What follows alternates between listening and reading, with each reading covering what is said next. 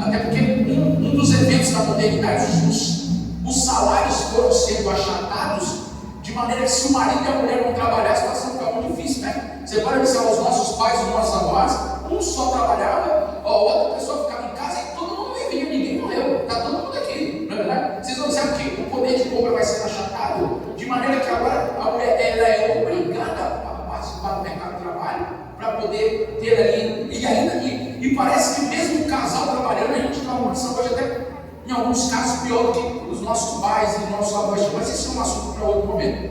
Quando nós falamos de Jacó está passando o vale, e daqui a pouco ele começa, é o mesmo Jacó. Dois anjos aparecem para ele no capítulo anterior. Ele divide os bandos em duas vezes e começa a mandar presentes para o seu irmão Esaú. Ele sabe que ele tem que pagar a fatura.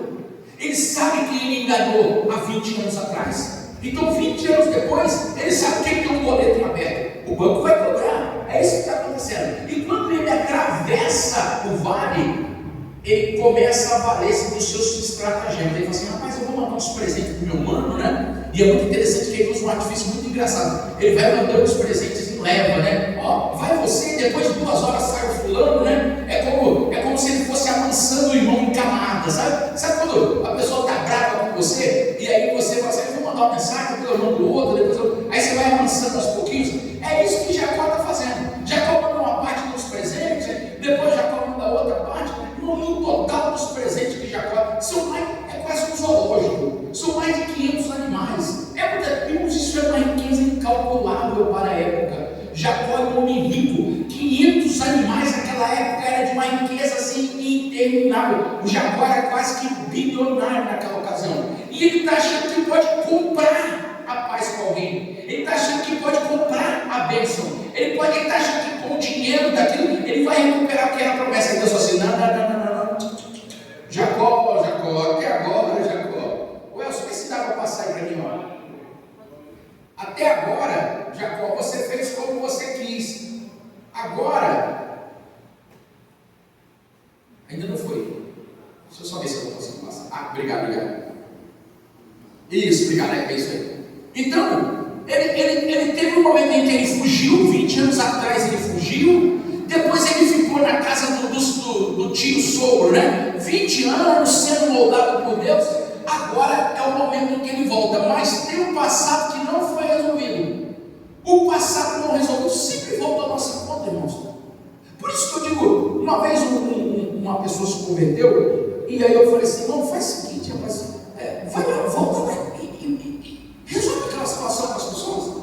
Passa limpo aquelas coisas. Vai lá passando. Uma vez eu já contei aqui, eu vou contar de novo. Uma vez eu estava numa situação assim, uma pindaíba. Emprestei dinheiro para um colega assim que não foi nem emprestar o dinheiro, foi um negócio assim que ele ficou desempregado. E aí ele chamou para mim e falou assim: Marinho, rapaz, eu estou sem dinheiro para fazer uma compra na minha casa. Irmão, que vai negar uma compra para alguém, né? Mas eu estava naquela época bem difícil. Eu falei: rapaz, dinheiro eu não tenho, eu tenho um crédito no cartão aqui. Nós vamos lá no cartão, tudo. Rapaz, eu lembro até hoje, nós fomos no Copercica. Rapaz, ele mandou 2 carrinhos com força mesmo, sabe? Foi isso, rapaz. Aí quando ele encheu o carrinho com força, eu falei: bote mais leite, bote umas fraldas para tua filha e seja abençoado. Quando você tiver a condição, você me paga. Irmão, passaram 5 anos, a pessoa não me pagou. Rapaz, eu cheguei assim, eu falei assim: rapaz, acho que isso aí perdeu, né? Ele está perdido, caiu a casa, mas tudo bem, vai com Deus. E o pior é que eu emprestei numa época que eu nem podia. Mas Deus não, faz isso aí. Imagina, irmão, o cara fala para mim que está sem comida na casa dele. Eu falei: não, vai lá, depois nós damos um jeito aqui, não paga isso aqui. E paga o errado, né? Paga o limpo e rola isso, vai dar certo. Irmãos, 5 anos depois, eu estava no quartel, aí me ligaram da guarda: sargento, tem uma pessoa aqui de nome fulano querendo falar com o senhor. Eu falei: não vou escrever esse nome não, deixa eu não embora. Aí o guarda falou assim: sargento, ele falou que ele está te devendo um dinheiro. Eu falei: manda entrar agora. Rapaz, traz ele aqui agora. 5 anos depois ele apareceu lá no quartel. Aí ele chegou e falou assim: Marinho, eu queria te pedir perdão. Eu falei: por quê, rapaz? Eu nunca esqueci o que ele me devendo, né? Eu falei: mas por quê, rapaz? Ele falou: rapaz, eu ia te dar um balão. Foi a expressão que ele falou: eu ia te dar um balão. Eu falei, tá, mas por quê? Né? Ele falou, aquele dinheiro daquela compra que você me emprestou. Mas eu falei assim, eu já estou trabalhando há muitos anos, eu já tive muitas oportunidades de te pagar, mas em todas as vezes eu pensei, o Mário não vai lembrar. Só que tem quase 6 meses que eu não consigo deitar a minha cabeça no travesseiro e não lembrar da dívida que eu tenho contigo. Eu quero ter paz na minha vida, eu quero dormir de novo, eu quero pedir perdão para você. Eu fiz uma conta aqui, está aqui o seu dinheiro com juro, correção. Eu falei, rapaz, não precisa nem, eu faço questão de te pagar com juro, correção monetária, porque eu ia te enganar, mas o teu Deus não me deixa dormir. Ele falou, o teu Deus não me deixa dormir. Porque viu que eu era crente, né? Ele falou, o teu Deus, eu quero ter paz. Você me perdoa? Eu falei, vai ter perdoado, vai em nome de Jesus. Vai na bênção, vai, seja abençoado e vai em paz. E não sei se não cuidar com isso, porque às vezes nós temos coisas do passado que não foram resolvidas e que virão ao nosso encontro. Então, irmão, não deixe essas coisas do passado se acumularem. Peça perdão a quem você necessita pedir perdão. Pague suas dívidas. Irmão, não é certo crente.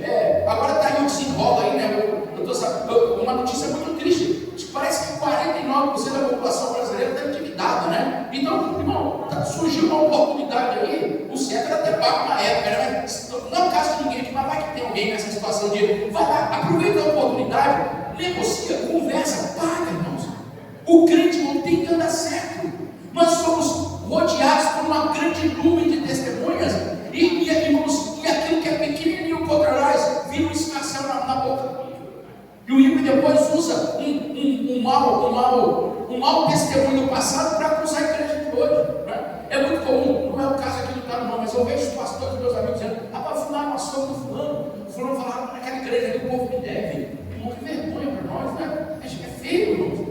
É feio para a igreja como um todo. Porque aí numa dessa, até quem não tem culpa de nada, quem sempre andou certinho, leva a culpa. Vocês entenderam por que igreja é um momento coletivo? E há em nós uma responsabilidade individual, e enquanto corpo de Cristo, há em nós uma responsabilidade coletiva. Nós somos uma igreja em que os membros são unidos ao corpo e o cabeça é Jesus.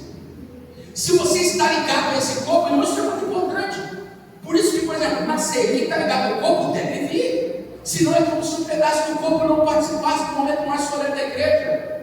Por isso que nós temos que tomar muito cuidado. Aquelas pessoas que entram na nossa comunhão, e assim como aqueles que pecam, elas precisam ser excluídas da comunhão para não contaminar, para não prejudicar o corpo. O cabeça está vendo todas as coisas.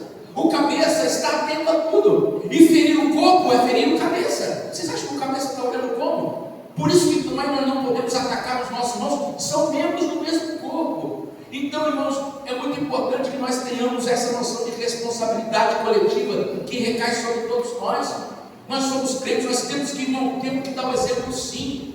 Nós temos que andar pela luz, nós temos que ser sal da terra, nós temos que ser a luz do mundo, porque no momento certo não chegou a ser de contas. E é muito necessário que nós o façamos o quanto antes, para que nós não sejamos motivo de escárnio na boca do ímpio, porque o ímpio, uma dessas, porque 10 anos atrás alguém ficou devendo lá, ele vai dizer assim: já lá naquela igreja tem um monte de caroteiro ali. Apareceu. Não é o caso aqui não, tá? O Nelson, eu creio que o Nelson recebe aí, eu estou falando só para intermediar, a gente precisa tomar cuidado com isso, irmãos, porque a gente tem uma responsabilidade enquanto somos partes do corpo de Cristo. Agora tem uma coisa muito interessante. Quando Deus entra em contato com Jacó, que Jacó vai atravessar o rio, parece que Deus fala assim: Jacó, espera aí, desse jeito não mais. Eu até tenho uma terra prometida para você, eu até tenho uma bênção para você, mas desse jeito você não vai tomar posse de qualquer coisa. Vocês já pararam para pensar, irmãos, que às vezes a nossa conduta impede as bênçãos de Deus na nossa vida? É verdade. Às vezes, irmão, se nós dermos mau testemunho, aquilo pode ser um fator impeditivo para que a glória de Deus se manifeste na nossa vida, se manifeste na nossa casa. Às vezes, irmão, a culpa da bênção não chegar na nossa vida, isso é nossa mesmo. Porque às vezes nós não nos comportamos conforme a palavra, achamos que ninguém está vendo, e o Senhor das nossas vidas, em alguns momentos, Ele nos coloca no estreito. E aqui tem um ponto muito interessante, que está no verso de número verso de número 23, isso, 24. Começa o verso 24 assim: Jacó ficou sozinho. Irmãos, aqui tem uma coisa muito importante, que é, nós entendemos. Eu acho que dá um toque de novo, como é que está aí? Ele está mostrando ali, mas não está passando. Ele não está.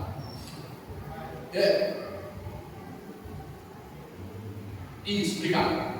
É muito interessante, irmãos, que às vezes nós temos coisas que impedem a bênção de Deus chegar na nossa vida. E Jacó vai meio se livrando das coisas. Ele manda os seus bens e rebanhos. Tem momento que Deus precisa tratar com a gente no particular. Tem momentos, irmãos, que nós precisamos estar a sós com Deus. Nós precisamos, em alguns momentos, irmãos, abrir mão daquilo que nos coloca em posição, daquilo que nos dá destaque, daquilo que você acha que propõe você. Irmão, nós não somos aquilo que o mundo diz que nós somos, não. Nós não somos o que a nossa profissão é, não. Já deixa eu começar isso aqui no curso dos homens. Quando você vai conhecer uma pessoa, você vai dizer, o que você faz? E pode observar, às vezes, as pessoas definem quem você é por aquilo que você faz, mas na verdade nós não somos isso. Nós somos aquilo que o Senhor diz que nós somos.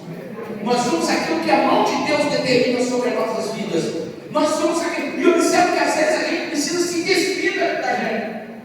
A gente precisa tirar as máscaras, tirar os invólucros, tirar as embalagens e nos entregarmos para Deus verdadeiramente de corpo e alma, sem as embalagens. Aleluia!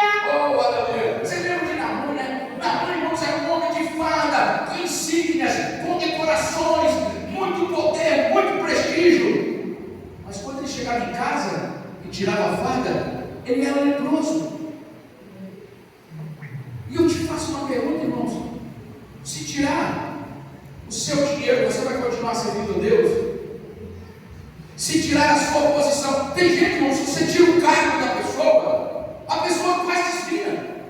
Eu falo, meu Deus do céu. O pastor Ezequiel fala sempre, irmãos, você conhece um obreiro? Eu falo para todo mundo, você conhece um obreiro quando você tira ele do trabalho e não quando coloca. Porque quando coloca é uma festa, glória, que maravilha. Mas na hora que tira, a pessoa sai, fala mal, diz que sai da igreja. Sinal de que a pessoa é como Jacó antes da verdadeira conversão. Não é o caso aqui de ninguém, nunca tive problema com isso aqui. Mas a vacininha é boa, né? É bom tomar uma vacininha. Tem pessoas, irmão, que ela é tão apegada ao cargo, que se você tira ela do cargo, você mata ela. A pessoa diz, eu já vi casos de gente que desviou da igreja, foi um dano, irmão, voltou com a cachaça, porque tirou dele o cargo da igreja. Essa pessoa nunca foi crente.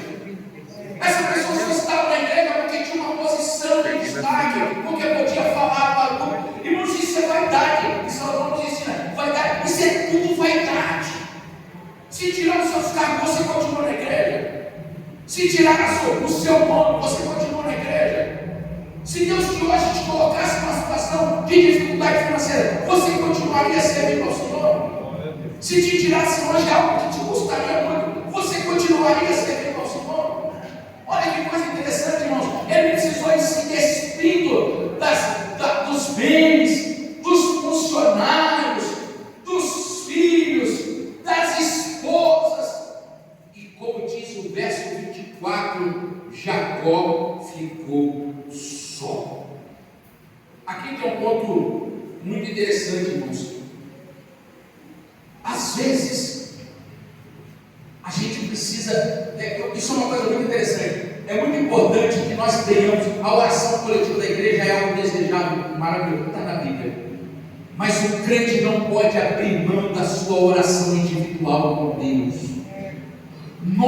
Presta muita atenção no que eu estou falando aqui, nós não podemos abrir mão em hipótese alguma do nosso momento de comunhão individual com o Senhor. Coloca Mateus para mim 6:6, Nelson, por favor. Irmãos, a comunicação me leva para o Senhor Jesus, irmão. Não é Paulo, não é João, não é Pedro, não é Tiago, não. Mateus 6:6, se você puder, por por gentileza,